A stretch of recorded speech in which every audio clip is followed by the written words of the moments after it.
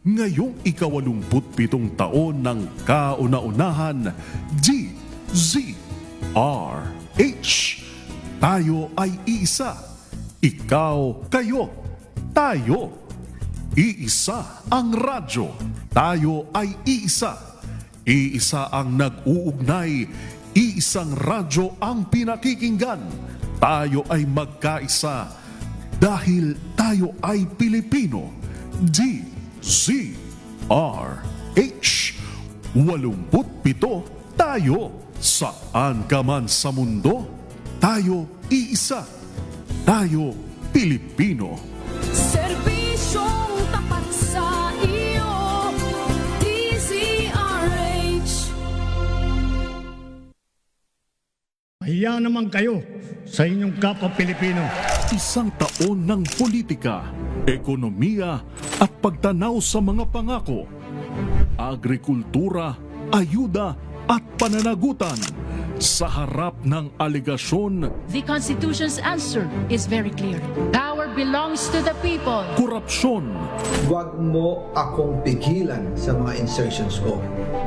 Huwag ka nang makialam sa budget para sa pagdi-deliver ng male-maletang pera patungo sa bahay ni Speaker. How can I be the mastermind? panawagang aksyon ni Juan, tunay nga bang napakinggan? Mabuhay po kayo at mabuhay ang bagong Pilipinas. The President's Agenda, a DZRH special coverage. Ang ikalimang State of the Nation Address ni Pangulong Ferdinand Marcos Jr. Lunes, 27 ng Hulyo, maging una sa balita.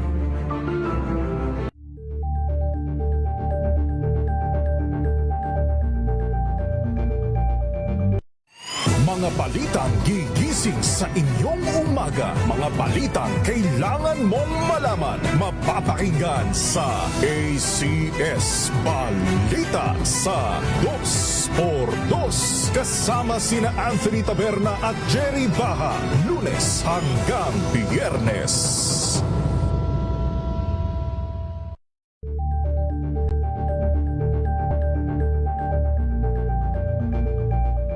Alamin ang mga maiinit na isyung pambayan, mga balitang kailangan mong malaman, usapin sa pamahalaan, politika, ekonomiya at kabuhayan. Ito ang mga dapat mong malaman, pakialaman at pag-uusapan dahil kayo ang tinig ng mamamayan dito sa Damdaming Bayan. Live sa DZRH Radio, DZRH TV at DZRH Digital. Kasama sina Lakay, Deo Macalma at Elaine Apit. Araw-araw, Lunes hanggang Biyernes. Damdaming Bayan. Angel po si Angelo Palmona sa giiwan sa inyo na isang magandang umaga. Maraming salamat. Life goes on! Nine. Good morning, Lakay. Good morning, Sister At good morning. Magandang mainit na umaga. Angel po si Angelo Palmona sa giiwan sa inyo na isang magandang umaga. Maraming Sa salamat. Pilipinas, una sa Pilipino.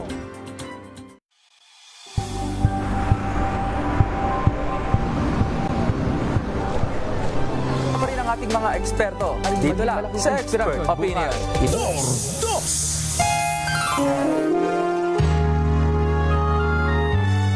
Kauna-unahan sa Pilipinas. Manila Broadcasting Company. DZRH. Member, kapisanan ng mga broadcaster ng Pilipinas. Member KBP, oras! Eksakto en punto. 6:04. Balitang makatotohanan. Balitang maaasahan. ACS Balita. Walang makakaligtas. Walang makakalampas. Saan mang sulok ng kapuluan. Luzon, Visayas hanggang Kamindalawan. Basta't may balita. Ipagwagwagan ng sikat na tagapagbalita. ACS Balita. Kasama ang 2x2 tandem Anthony Taberna at Jerry Baha. ACS Balita. Ang programang ito ay hatid sa inyo ng ACS Manufacturing Corporation, ISO Certified, maker of world-class quality Pride detergent. Araw ng Monday, July 27, 2026. 112th anniversary ng Iglesia ni Cristo. Happy anniversary sa mga kapatid natin sa buong mundo. Sa buong mundo. At panglimang SONA, State of the Nation Address ni Pangulong Bongbong Marcos. Nardo na po ang ulo ng ating ACS Balita. Pangulong Bongbong Marcos mamamahagi ng mga fire truck sa mga LGUs sa buong bansa. ACS Commuter, gumawa ng monitoring app sa galaw ng mga tren ng LRT at MRT. Mga Pinoy humirit ng solusyon sa mga problema ng bansa sa ikalawang SONA. Sa ikalawa sa huling SONA ni Pangulong Bongbong Marcos. 400 billion pesos na halaga ng exports ng Pilipinas apektado ng bagong US tariffs. Liquor ban sa Quezon City nagsimula na para sa SONA 2026. At Police Colonel sa Laguna inireklamo ng lover na Lady Cop ng sexual abuse. Magandang umaga Luzon, Visayas, Mindanao. Good morning Philippines. Hello world. Kami po ang inyong mga tagapaghatid balita. Ito po si Anthony Taberna. Ito po si Jerry Baha. At ito ang ACS Balita. Sa detalye ng ating mga balita, inanunsyo ni Pangulong Bongbong Marcos ang nalalapit na pamamahagi ng fire truck sa mga local government units sa buong bansa. Kasunod ng pagkumpleto ng Patient Transport Vehicle Program sa 82 lalawigan.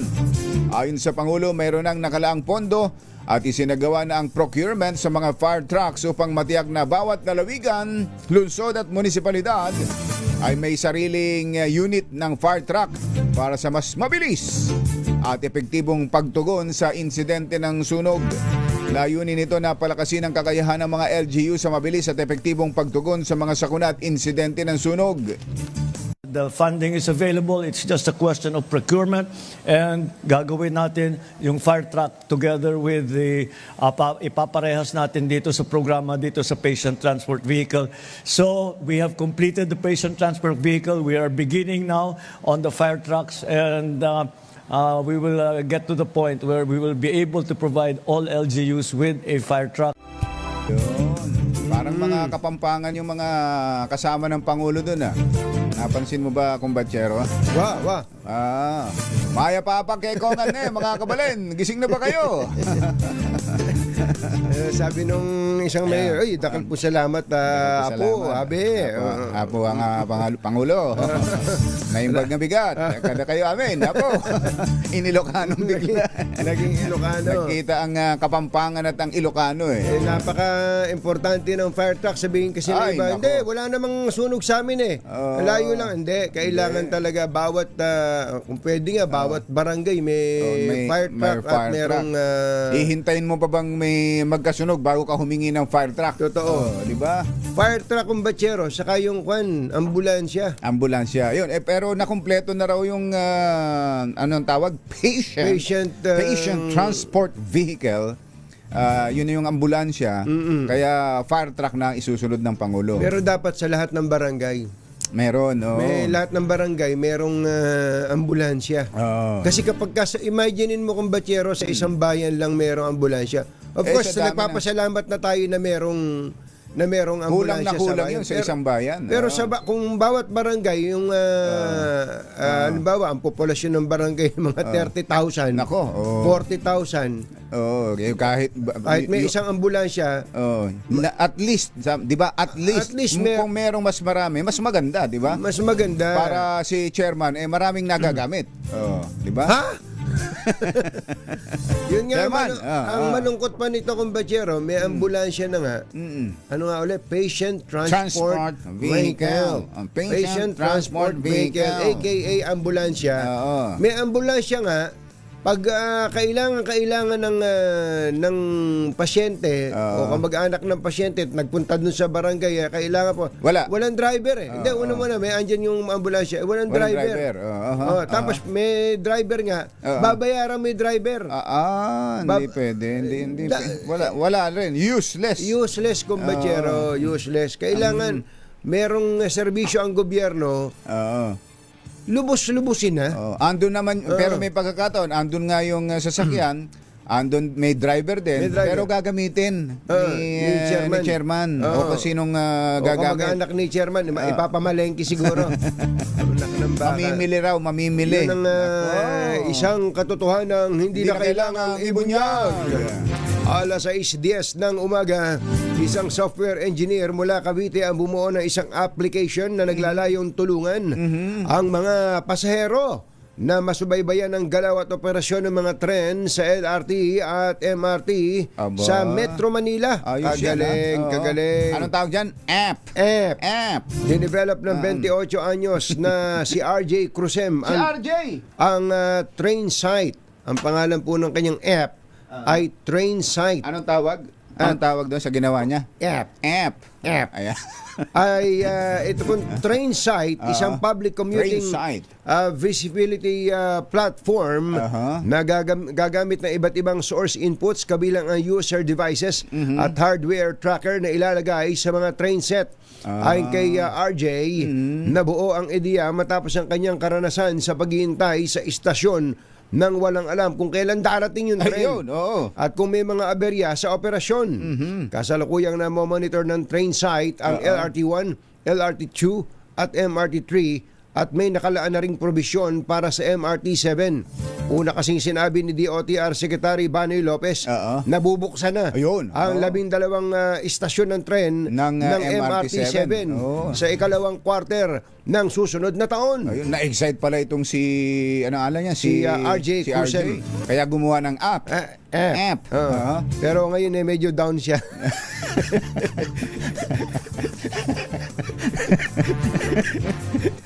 Panginoon kong buhay. Down yung app. Nakikipag-usap na rin ang kanyang team sa mga kaukulang ahensya sa pagpapatupad ng app. Ano yun? May nilagay siyang, may kinabit siya sa mga tren? Parang may source input sa tinatawag. So kailangan may coordination talaga to sa LRT operator. Kasi paano namang malalagay doon, ano? Oo. Mahirap naman didikitan niya ng sticker lahat ng tren. Lahat ng parang GPS tracker. GPS tracker. Sa ngayon nakatakdang ilunsad ang train site sa Google Play Store. Ayan. Ngayong August habang sa pagitan daw po ng September at October para sa Apple app. Ayan. Apple App singer Store. yun. Parang singer yun. Parang si Apple the App. Yun. Magaling tong bata na to. Galing. Ang totoo nun ay hindi na dapat computer ang nakaisip nito eh. Dapat mismong operator ng MRT. Total MRT saka LRT kayo dapat ang nagkusa dyan. Pero thank you, congratulations RJ Cruzem sa pag-develop ng train site Oras natin, Engineer Tony Nanggel, 1 minuto makalipas ang 6:12 ng umaga. Solusyon at mga konkretong plano ang nais na marinig ng taong bayan sa ikalimang State of the Nation Address ni Pangulong Bongbong Marcos sa araw na ito. Sa survey na sinagawa ng ION, the Stakeholder Relations Group and Tangeray, mayorya ng mga respondent nang nagsabing inaabangan nila sa SONA ni BBM ang gagawin pang aksyon ng pamahalaan at hindi ang mga tagumpay ng administrasyon sa nagdaang taon. Nasa 48% ang umaasa na maglalatag ang Pangulo ng mga konkretong solusyon sa mga problema ng bansa, habang 36% naman ang nag-aabang sa mga reforma at habang hakbang ng administrasyon kontra katiwalian. Samantala, 35% naman ang nagnanais na marinig nila sa talumpati ng Pangulo ang update sa ipinangako nito noong mga nakaraang SONA. Bagaman nananatiling laman ng mga balita, huli naman sa ranking ng mga isyong inaabangan ng taong bayan sa SONA 2026 ang tungkol sa pagpapatuloy ng impeachment trial ni VP Sara Duterte. Sa bagay, alam siguro ng mga mamamayan na hindi naman ito ang dapat natutukan talaga ng nakaupong presidente. Saka yan nasa legislature yung impeachment, di ba? Kaya siguro sabi ng mga sinorbe, hindi naman masyadong hindi naman natin hinahanap sa Pangulo yan. Kaya doon sa survey panghuli lang yun sa ranking. Saka ikinakailangan ng Pangulo na siya nasa likod ng impeachment eh. Oo. Ba't sasabihin ko yan? Hindi naman ako hindi naman ako sabay lingon at kindat kay Sec Dave Gomez. Saka kay Ante Claire. Sabi ni Alas 6:15 na ng umaga na imbag gabigat kada kayo amin na po. Agreeing kayon, gising na. Posibleng magkaroon pa ng huling pagbabago sa talumpati ng Pangulong Bongbong Marcos sa kanyang ikalimang State of the Nation Address o SONA. Kasabay ito ng panawagan ng ilang mambabatas na bigyang prioridad sa SONA ang mga konkretong hakbang laban sa korupsyon, pagtaas ng presyo ng bilihin, kawalan ng trabaho, at mga suliranin sa edukasyon. Iginiit ni na Senador Joel Villanueva, Akbayan Representative Chel Jokno at Senador J.B. Ercito dapat maglatag ang Pangulo ng mga tiyak na reforma kabilang ang pagpapanagot sa mga sangkot sa korupsyon. Aba, talaga ha, Senator Joel, sinabi mo ba talaga to? Ang pagpapanagot sa mga sangkot sa korupsyon, sa flood control projects, pagpapalakas ng mga programa sa edukasyon at pagpapalawak ng mga benepisyo ng PhilHealth. ACS Balita. Alas 6:17 ang ating oras. Diyos maray na agad sa Indogabos mga Bicolano. Mata na mo, gising na. Nanawagan ang Filipino Nurses United kay Pangulong Bongbong Marcos na tugunan ang patuloy na krisis sa sistemang pangkalusugan kabilang ang kakulangan sa mga nurse, gamot, kagamitan at serbisyo ng mga ospital. Ayon sa grupo, hindi nararamdaman ng maraming Pilipino ang ipinangakong libreng serbisyong pangkalusugan sa ilalim ng zero balance billing dahil sa kakulangan ng mga pangunahing pangangailangan sa mga ospital. Binigyang din ng grupo na maraming nurse ang nananatiling mababa ang sahod, kulang sa benepisyo at walang seguridad sa trabaho kaya patuloy na nangingibang bansa ang marami. Kaugnay nito muling isinulong ng FNU, Filipino Nurses United, ang pagpapasa ng House Bill 9232 na naglalayong magbigay ng 50,000 pesos entry-level salary sa mga nurse, mass hiring and regularization ng mga health workers, gayon din ang paglalaan ng 5% ng GDP para sa pampublikong kalusugan. Alas 6:17 na ng umaga. I-standby lang po at gagamitin po namin ang SONA 2026 Stingers. Binase. Standby lang po. Standby lang ha. Standby lang. Yuel, Yuel, kami bahala dyan. Buti nga hindi namin binasa yung hehe. May hehe ba? Yan at iba pang mga nagbabagang balita sa pagpapatuloy ng ACS Balita. 6:18.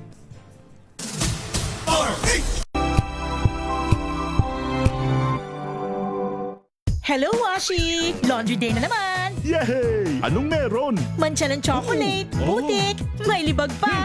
Kaya natin yan! With Pride Washing Machine Detergent, may triple stain-away formula.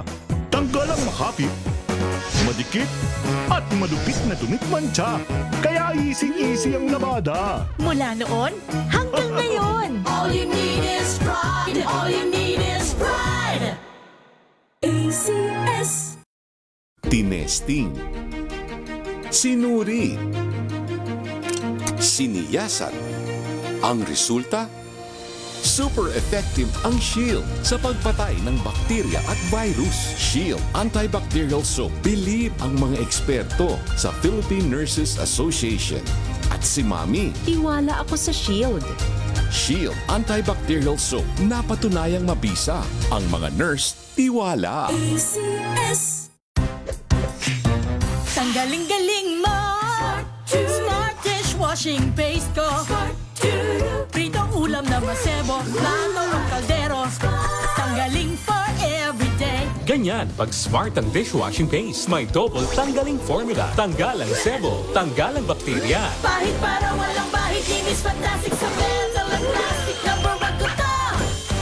Tanggaling-galing mo. Smart dishwashing paste. ACS. May nagbago. May arte. May budget. Akala nyo lang yon. So solid. White rose papaya, wow, white rose. White rose papaya, wow, white rose. White rose papaya. May glow up with a white rose papaya. White rose papaya. May puti power times 2 kasi may papaya at niacinamide. May shea butter and tea tree oil pa. Kutis sulit ang glow up. Glow up with a white rose papaya. White rose papaya. Kutis sulit ang glow up. ACS. World-class quality Pride detergent. Hi! Maganda morning. Anong araw today, kumbachero? Today is Laundry Day, Pride Day. Yahoo! At pag Laundry Day, Friday, all you need is Pride washing machine detergent. May triple stain away formula, katanggalang makapit, madikit, malupit na dumit mancha, kaya easy ang labada. Kaya pala mula noon hanggang ngayon, all you need is Pride. All you need is Pride. ACS. Kasama ang 2x2 tandem Anthony Taberna at Sherry Baha. ACS Balita. Alas 6:21 ang ating oras, tuloy ang ACS Balita. Aabot sa $6.25 billion na halaga ng mga produktong Pinoy ang posibleng maapektuhan sa bagong taripa na 12.5% na ipinataw ng Amerika sa mga inaangkat nitong produkto mula Pilipinas. Batay sa paunang pagtaya ng Department of Trade and Industry, 34.28% ng kabuang Philippine export sa US ang sakop ng dagdag na buwis. Kabilang dito ang leather at travel goods, kasuotan, sapatos at mga laruan. Hindi naman sakop ang semiconductors at iba pang electronic products, automotive at aircraft parts, pati mga produktong agrikultural gaya ng nyog, pinya, saging, mangga at kokwa. Uy, ayos lang pala, Governor Angelina. Angelina. Angelina. Ang ganda ng pangalan ni Governor Angelina Helen Tan ng Quezon dahil hindi pala sakop ng dagdag na taripa ang kokwa. Kakao. Ang kakao. Ayon kay DTI Undersecretary Seferino Rodolfo, hindi pa rin dihado ang Pilipinas sa kabila ng tumaas na taripa dahil may mas malawak anya ang saklaw ng taripa sa ilang karatig nating bansa kagaya ng Indonesia at Malaysia. Epektibo na ngayong araw ang liquor ban sa Quezon City. Ito ay magkaugnayan sa ikalimang sona ng Pangulong Bongbong Marcos na magsisimula mamayang alas 4 ng hapon. Sa executive order na inilabas ni Quezon City Mayor Joy Belmonte, epektibo ang liquor ban simula kagabi alas 12, kaninang madaling araw 12:01 hanggang mamayang alas 6 ng gabi. Kaugnay nito ay bantay sarado ng PNP at QCLGU ang sinumang lalabag sa kautusan. Sona 2026, a DCRH Special Coverage. Iyan po ang dahilan kung bakit kami mga nakabarong sa umagang ito mula pa kaninang kay Kong Angel. Oo. Tsaka sino nga kasama ni Kong Jessica? Jessica. Si Jessica, oo. Dahil kayo na zona ng Pangulo. Ayan. Kahit at kayo ang aga nating nakabarong mamaya pa naman zona. alas 4. Sa bagay, pamisa-misa lang naman natin na isusuot. Sayang naman itong ibinigay sa ating barong. Alam mo, itong barong na to napakaganda po sa kalusugan ng barong. Hindi niyo po na itatanong pag ikinasuot ng barong, obligado lagi ka na straight body. Ano? Kailangan dahil baka malukot. Alamin na natin ang sitwasyon. Ngayon pa lang, dyan sa mga lugar na may mga nakabarikada na. Hindi, unahin muna natin yung QC, kumpatsero. QC Alamin muna natin tayo, ang andun ang sitwasyon. action, Lalo na dyan sa Commonwealth Avenue, yung mga dumadaan dyan, yung mga galing ng Fairview. Yes. Yan, tapos yung mga galing ng North Caloocan. At San Jose del Monte. Napapasok. Bagamat walang pasok sa Quezon City. Sa Quezon City. Tsaka dito sa, walang pasok sa school. Sa school. Tsaka sa Manila. Dito sa sa Manila. Pero alam nyo, maraming mga dumadaan, nakikiraan lang dyan. Nagaling pa doon sa Caloocan. Doon sa San Jose del Monte. At kutakot-takot yan. Kaya alamin natin ang sitwasyon doon. RH45, Reynador. Come in, Ray! Oy, Jerry, Katunyeng. Yay! Walang ulan dito ngayon. Medyo nagpakita ang haring araw. Kasi kanina biglang bumuhos yung ulan. Napaka-busy na ngayon dito sa kahabaan nitong Commonwealth Avenue. May mga pulis, may mga bumbero, may mga MMDA at marami bang mga enforcer. Magandang balita ito, Jerry at Katunyeng, sapagkat katabi ko ngayon ang chief ng Traffic and Transport Management ng Quezon City, ang chief nila na si Dexter Cadinas. Sinabi niya sa akin na hindi isasara itong both sides ng Commonwealth Avenue. Hindi ba ito maapektuhan na mamaya, chief, itong traffic dito sa Commonwealth hanggang alas 4 sa zona mamaya at kung sakaling nandyan na yung mag-arali? Tama po kayo, no? Walang full closure ang northbound ng Commonwealth Avenue. Dahil sa pag-uusap po doon sa mga protesters po natin na nag-apply ng permit, ay 3 lanes ang binigay po sa kanila na pwedeng i-occupy ng ating mga protesters. And meron tayo bang available 3 lanes sa northbound na dadaanan naman ng ating mga motorista. So therefore, madadaanan pa rin yung Commonwealth Avenue. Ito yung taliwas doon sa nabanggit na reroute yung ibang mga sasakyan. Kaya ito yung maganda ngayon na nalaman natin at mapakinggan ng ating mga motorista na makakadaan kayo both lanes, both sides nitong Commonwealth Avenue, yung papuntang Fairview at yung papuntang gawin ng Quezon City Hall. Gaano po karami yung forces nyo rito ngayon, sir? Ang Traffic and Transport Management Department, 1,100 po ang aming naka-deploy. Plus yung MMDA at saka yung kapulisan po natin. Andito po rin lahat at mga BPS po natin sa Quezon City na magdadaanan ng traffic rerouting. Just in case na traffic bumigas ang traffic ay naka-alert din naman po ang ating mga kapaligiran ng Commonwealth Avenue. Ray, saan particular na area mag-converge yung mga ralista, yung ayon sa permit na ibinigay? Sabi nyo, wala naman tayong announcement na enforce yung number coding, pero hindi kami, wala sa attention namin, wala sa plano namin na manghuli ng mga number coding as of this time dito sa Commonwealth Avenue. Okay, yan po Jerry, Anthony. So far, sa ngayon, mapayapa pa at napakaluwag pa nitong kahabaan ng Commonwealth, yung papuntang Batasan at yung papunta dyan sa may Quezon City Hall. Marami ng kapulisan. Libo na nandito. Maraming, Ray, maraming kapulisan. Pero walang monitor si Ray. Ray, narinig mo kami? Reinforcement dito.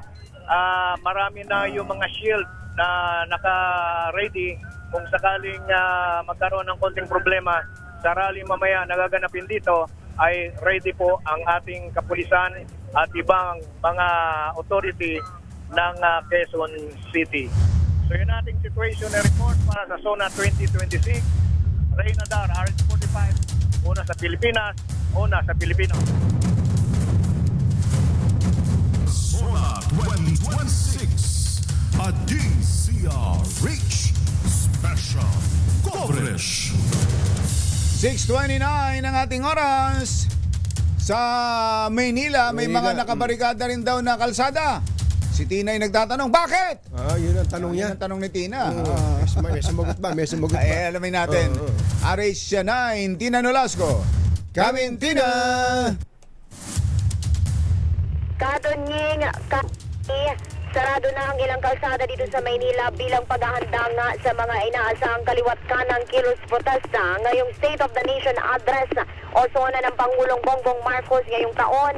Kabilang sa mga saratong kalsada ang buong kahabaan ng Ayala Bridge eastbound lane, Ayala Boulevard mula San Marcelino Street hanggang Romualdez Street. Sarado rin ang kahabaan ng Magallanes Drive mula Jones Bridge hanggang MacArthur Bridge at ang southbound lane ng MacArthur Bridge mula Plaza Lacson patungong Liwasang Bonifacio. Pati na rin ang southbound lane ng Quezon Boulevard mula A. Mendoza Fugosa Street patungong Quezon Bridge hanggang Liwasang Bonifacio. Sarado rin ang southbound lane ng Lerma Street mula España Boulevard, Pica pa patungong A. Mendoza Boulevard, pati na rin ang kahabaan ng CM Recto Avenue mula Enreyes Street hanggang Mendiola Street. Ang kahabaan ng Legarda Street ay sarado rin mula Figueres Street hanggang San Rafael Street. Sa ngayon, Katunying, Jerry, payapa at maluwag pa ang mga kalsada dito sa Maynila at wala pa tayong nakikitang mga demonstrador. May 3,000 tauhan ng Manila Police District ang nakadeploy ngayon dito sa Kamaynilaan at ayon kay MPD spokesperson Police Major Philip Ines, ito'y upang matiyak ang seguridad, kaayusan at kapayapaan sa inaasahang kaliwat ka ng protesta nga ngayong araw. Ayon kay Major Ines, nire-respeto ng pulisya ang karapatan ng bawat Pilipino na ihayag ang kanilang mga saloobin. Patuloy din anyang paiirali ng pulisya ang maximum tolerance pero hindi ito mag-aatubiling pairalin ang batas sa sinumang lalabag. Para sa Zona 2026, ito So, si Arch Tina Nolasco ng DZRH, una sa Pilipinas, una sa Pilipino. Tina. Yes, Yung tanong na bakit na binarikadahan dahil sa mga inaasahang magrarally. Oo. Jerry, dahil nga inaasahan sa Medjola Peace Arc at inaasahan din natin sa Liwasang Bonifacio at sa iba pang mga Freedom Park dito sa Maynila ay mga demonstrador o rallies ang inaasahan. Pero sa ngayon, Jerry, Katunying, sa ating pag-iikot ay wala pa tayong nakitang demonstrador na nagkakatipon at aantabayan na natin yan habang nalalapit ang zona ng Pangulo mamayang alas 4 ng hapon. Tina, may nag-message na sa akin, naka-Pilipinyana ka rin daw ba? Kagaya namin, nakabarong kami.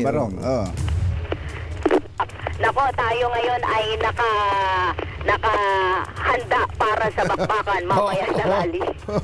Kala nila. Kala nila. Nakahanda. Ibig sabihin, may dalang binusang mais. Meron yan. Si Aling Tina. May kukutin. May kukutin yan. Sigurado. At syempre, nakahanda rin ang ating tubig, panulak dyan sa kutkutin na mais at mani. Kukutin. Thank you, Tina. Maraming salamat. At sa mga reporters natin, Thank you, Jerry at Katunying. Back to you. Sa mga reporters natin, tama yung binanggit ni Tina, kailangan ready. Hindi lang ready sa pagre-report. Hindi lang ready ang camera o cellphone sa pagkuha ng video kung kinakailangan, kundi ready din ang chibog. Saka yung inumin. Kasi tubig. Napaka-importante niyan, lalo na kung sisikat ng matindi ang araw. Nako, tubig! Sa paligid 2026, a DZRH special coverage. Ito, laging nasa tubig to sa West Philippine Sea. Nakapagbaho kaya ng tubig. Si RH52 Edniel Parosa na nasa paligid ngayon ng Batasan Pambansa Complex. RH52 Edniel Parosa, kami Edniel!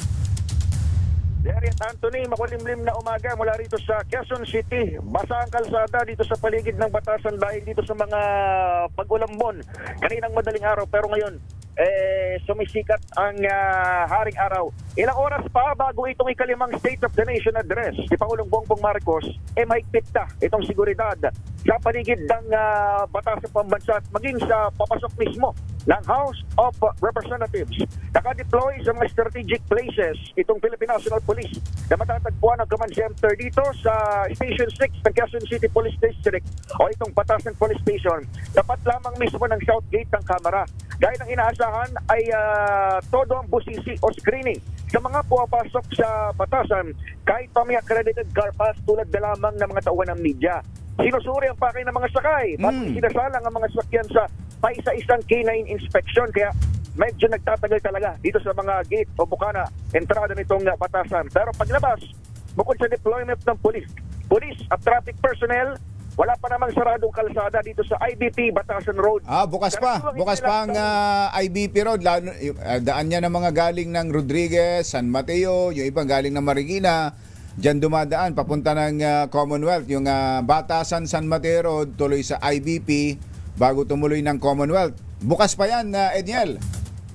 Tama ka dyan, Jerry. In fact, yun yung ginawa nating ruta kanina para makita kung ano na yung mga sarado. Nagpamarikina tayo instead of Commonwealth at napumasok tayo sa may San Mateo Rizal. Magaling. At nakita natin, kagaya ng mga videos dyan, maliban doon sa mga karaniwan ng border control points, kung tawagin, dito sa may tulay, at hanggang sa papasok ng Quezon City, wala pang mga sarado. Karaniwang inilalockdown itong bahagi ng kalsada. Ang experience natin over the past 2 years, tuwing mag-alas 3 o alas 4 ng hapon, bago yung inaasahang talumpati na ng presidente. Ngunit ngayon, kahit yung mga pampaserong jeepney na binabanggit mo ka, Jerry, lumalabas hanggang San Mateo Rizal at iba pang mga sasakyan na wala namang official business sa kamera, nakakabaybay pa dito sa IBP Batasan Road, Patagos, hanggang sa palabas ng Commonwealth Avenue. Paglabas ng Commonwealth Avenue, yung pinaka-Sandigan Bayan o kanto ng Sandigan Bayan ay tagtag ng mga naglalakihang truck. Ito yung command center ng Metropolitan Manila Development Authority.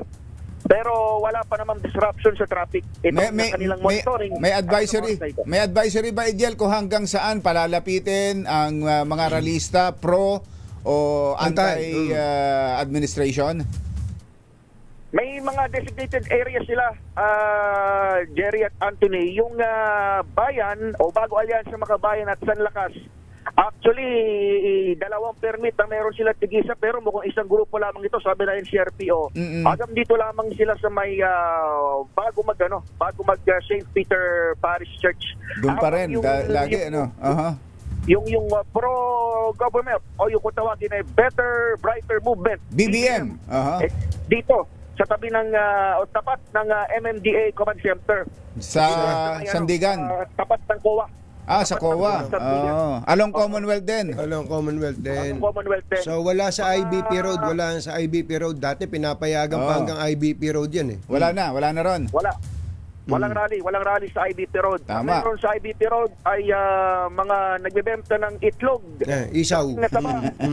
At kami, para dito sa mga dadaan pa rito. Pero maliban dyan, mga polis na dahil yung command center ay nasa IBP Road dito sa may Batasan QCPD Station 6 Jerep Anthony. Sa ngayon ay tuloy-tuloy yung monitoring ng authorities. I understand ay mukhang may inspection na mangyayari ngayon mula sa bahagi ng MMDA, pero so far 6:37 ng umaga wala pang major traffic disruption, pero mamaya alas 7 ng umaga yung pinaka-abiso ng grupong Bago Alyansa Makabayan na pagsisimula ng kanilang rally. Sila yung unang-una o yung magbubukas ng serye ng mga kilos protesta habang mga alas 9 pa ng umaga. Yung pro-government side o yung Better Brighter Movement, dito yan sa area na mas malapit tayo sa mga oras. Tingnan mo nga kalangitan at magbigay ka nga ng pagtaya ng panahon. Ano ba ang inaasahan natin? Forecast. Inaasahan natin sa maghapong ito? Makulimlim pa. Makulimlim pa, Jerry at Anthony. At wala nga yung mga malakas na ulan, pero kanina may mga ulapon. Kaya basa yung kalsada ngayon. Ayan. Umulan kanina. Northbound lane, patungo ng Fairview. At inaasahan natin na magkakaroon man ng thunderstorms, ready dyan ang mga release ako sa Kaliman. Okay. Sa Commonwealth Avenue, kanto ng IBP Batasan Road. Ako, para sa SONA 2026, ako si Edniel Parrosa, Razor Range. Una sa Pilipinas. Thank you, Edniel. SONA 2026 a DCRH Special Coverage. Naghatid ng kabuuan ng ating ACS Balita. Ito po si Jerry Baha. Ito po naman si Anthony Taberna. Kasama ang 2x2 tandem Anthony Taberna at Jerry Baha. ACS Balita. ay. Kahit sona ng Pangulo, total sabi mo kumbatsere, mamaya pa naman Mamaya hapon pa naman yan. Tuloy ang pamimigay ng pera. So puro kwentuhan muna tayo. Magkukwentuhan muna tayo. Ano ba gagawin? Ano kaya inaasahan? Ayan, Ano bang gusto nating sabihin niya? Ayan, Tapos pagkatapos naman ng SONA, sasabihin, hindi, mali yung sinabi niya na. Ganun naman ang gagawin natin. Yung magiging reaction. Sabihin natin, ganun naman ang lagi natin ginagawa. Tapos bubuskahin natin. Minsan pupurihin natin. Ganun lang. Tapos bibilangin yung palakpak. Ilan yung standing ovation. Ganun lang naman yan. Tapos may mga magrarally. May mga magraraling kontra. Hindi pa naririnig ang pahayag. Kontra na. Meron namang magrarally ng pabor. Hindi pa rin naririnig yung sasabihin. Pumapalakpak na. Ganun talaga nangyari sa buhay natin. At paulit-ulit. Sa tagal na naming nagko-cover ni Combatero, ganyan lang. Kaya nga, bakit ba? Dito pa tayo. Paulit-ulit lang din naman yan. Pero mamaya may makakausap tayo para sabihin nyo, ano ba naman itong dalawang to? Puro ungguyan lang. Humanap nga kayo na makakausap nyong medyo matinutino. Kaya nga nakaready na Combatero. Yung kakausapin natin mamaya, si Sherwin Alparo. Bukod kay Sherwin, meron na tayo makakausap na isang eksperto. Ay, buti naman. Mula sa University of the Philippines. Oy, pabutihan mo ha. Saka Dean yan ha. Dean, yan sa National College of Public Administration. Ayusin mo. Ayusin natin ang kwelyo natin. Sa mga taga-barangay La Paz, sa Makati, lakasan na ninyo inyong mga radyo, telebisyon, o mga anumang gamit ninyo sa pakikinig, panonood sa DZRH, sa 2x2, para kayo swertehin sa araw na ito. Mamimigay pa rin tayo ng pera. Kahit pang-5 SONA ng Pangulo. At syempre, inuulit natin ang pagbati natin, Combatero, sa mga kapatid natin sa Iglesia ni Cristo sa buong mundo. Sa pagsapit ng ika-112 anibersaryo nito. Ayan. Happy anniversary. Lalo na sa Executive Minister kay Brother Eduardo V. Manalo. Opo. Humahataw sa komentaryo. Asan daw ba yung mamimigay ng pera na yan? Andyan. Sa Barangay La Paz, Makati. Ready pa kayong tandaan ang ating word of the day para manalo ka ng DZRH mini component. Eto na! Kasama ang Charm Popcorn Purple Eternity, ang ating word of the day ay Estado. Ayan. State. Estado. Ang PBBM's 5th State of the Nation Address. Ayan. Laging minsan may mga pagtatalo dyan. Ano ba yan? Address ba yan? Address. Mamaya magtatanong tayo sa taga-UP. Siyempre, pagka taga-UP, iba dating yan. Yun lang ang alamin natin. Pagkatapos, wala na. Uwian na. Kung paano ang pagbigkas. Yan ba State of the Nation Address o State of the Nation Address? Ayan. Oras po natin. Laki ng problema natin. Engineer Tony Nanggel, hindi na ikaw to. Achi, Mr. Jerome Tang, Lakyam Shop, Dihon, 6:42 ng umaga. Balitang makatotohanan, balitang maaasahan. ACS Balita. Ang programang ito ay hatid sa inyo ng ACS Manufacturing Corporation, ISO certified, maker ng world-class quality Pride detergent. This time check is brought to you by Wow, ang saya. Isang